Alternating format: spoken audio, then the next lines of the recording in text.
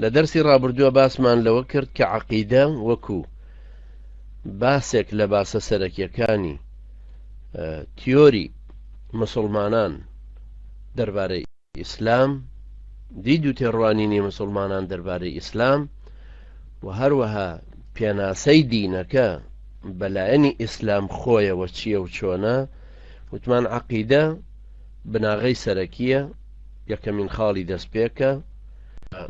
تەوحید واتە یەکخواناسی یان خوا بە یەکناسی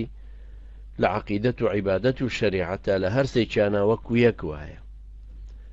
لە عەقیدەیە لەبەرەوەی خوای پەروەردگار فەرموویەتی قل هو الله ئەحەد، لە عیبادەتە فەرموویەتی وما ئومیڕوا إلا ليعبدوا إلها واحدا، لە شەریعەتە فەرموویەتی والله يحكم لا معقب.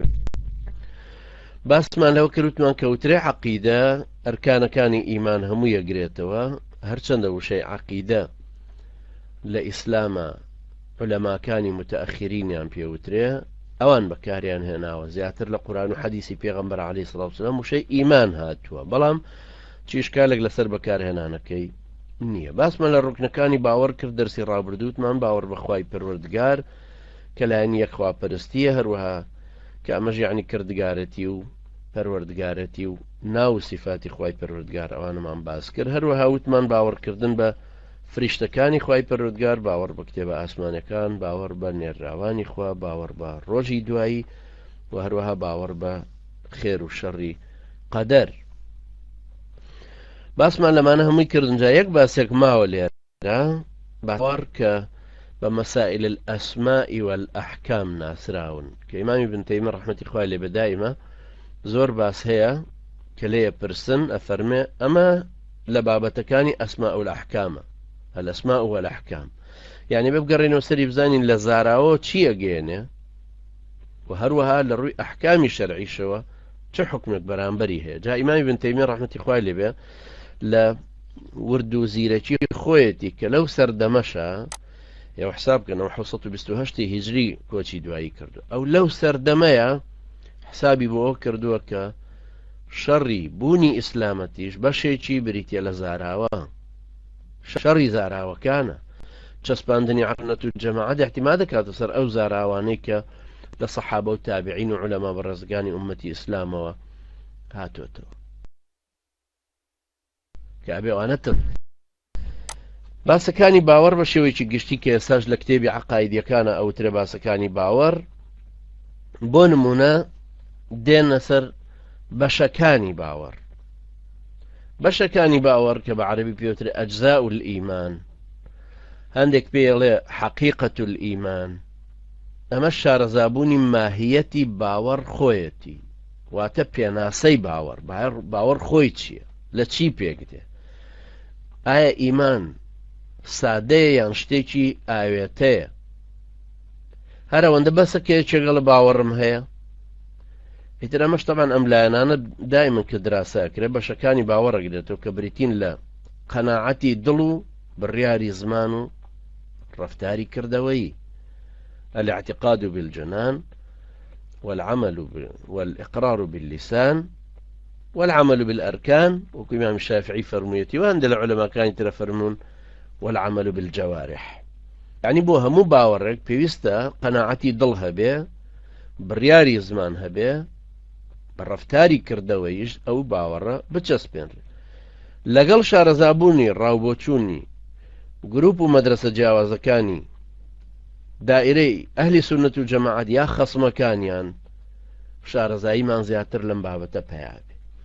ئێمە بۆ نمونە وەختێکە چین دراسەی لە بابی عەقیدەیە دراسەی کەڕامیە ئەکەینەوە، گروپێکن کەوتویانە باوەڕ هەر لە دڵایە،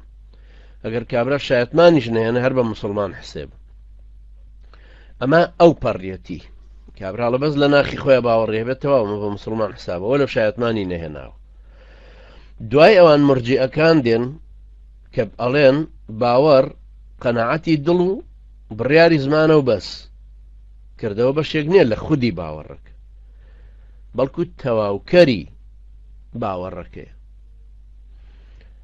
هەروەها دين لەوەش دەرەچین ئەمە بەشی یەکەمیان بەس دڵ بوو بەشی دووەم دڵ و زمان بوو دێنە سەر عەقیدەی ئەهلی سوننەت و جەماعەت لە پێناسەی باوەڕە کە فەرموویانە قەناعەتی دڵ و بڕیاری زمان و کردەوەشە وەکو ئیمامی شافعی ڕەحمەتی خوای لێبێ فەرمێ هیچیان بێ ئەوانی تریان نابێ یعنی هەر یەکێک لەمانە پێکهاتەی ئەون چۆن لە سەردەمانەی خۆمانە ئێساڵین بە هەر سێکیان سێ گۆشەیەک پێک دێنن چۆن ئەگەر تۆ ئەم سێ گۆشەیە دروست کردووە سێ خەتت کێشاوە خەتێکیان لابەی زاویە ئەمێنێتەوە بێ بە گۆشە دوو خەت لابەی وەکو کەڕامیەکان ئەڵێن خەتێکت بۆ دەرەچێت بۆیە بە پێناسەی عەقیدەی ئەهلی سوننەت و جەماعەت ئیمان بریتیە لە هەر سێ بەشەکە باوەڕی ناخ و دڵ و دەروونەکە لە قەناعەتە دروست بووە بڕیاری سەر زمانەکە ئیقرارێکە و کردوێتی کابرا هەروەها بریتیە لە کردەوەکانیش کە ئەنجامیانەدا و ئەو باوەڕە ئەسەلمێنێ هیچیشیان بەبێ ئەوی تریان قیمەتی نییە یعنی کابرا گەروتی باوەڕم هێناوە کە خەمر حرامە بەڵام داواکاری ئەم باوەڕهێنانە ئەوەیە کە لێی دوورکەوێت هەروکوتمان مجرد ناتوانین بڵین باوەڕ وەکو عەقیدەی ئەهلی سوننەت و جەماعەت ڕوونیان کردوێتەوە هەر تەصدیقی خەبەرەکەیە یەکێک هەرەوەندە خەبەرمان بداتێ بڵە فڵان کەس باوکت مردووە هەرەوەندە نییە ما يترتب على الخبر چیتر دیسان ئەنجا پێویست بەوە کە چ کارێکی تر پێویستە بگرێتە بەر لەبەرەوە بەلای ئەهلی سوننەت و جەماعەتەوە شارەزابوونە لە هەر سێکی جا ئەم بابەتە کە پێوترێ بەشێکە لە باسەکانی باوەڕ کە باز لە حەقیقەتی ئیمانەکە یان ئەجزاء الئیمانەکە یان تعریفی ئیمانەکە ئەمە کتێبی لەسەرە کتێبی یەکێکی وەکو عەبدولمەجید شاذلی کە تەنها بە ناوی حەقیقەت الئیمان کتێبێکی نووسی و بەس پێناسەکە ڕوونەکاتەوە ئەم ئەجزاءانە ئەم بەشانە ڕوونەکاتەوە و هەروها هەر کەس لەسەر عەقیدە نووسیوێتی لەم بابەتەوە ئەبینین بەشێک لەم بابەتانەی نووسیوە ئێمە دایمە کە ئەڵێن عەقیدە نابێ هەروە تێبگەین بەس ئەرکانەکانن ئەرکانی ئیمان نە ئەنجا ئەم باسانەی تریش کە ئیمامی ابن تەیمیە ناوی ناوە ئەسما و ئەحکام یا عولەمای تریش هەروەها ناویان ناوە پێویستە دیسان بین ئەوانەش دیسان دراسن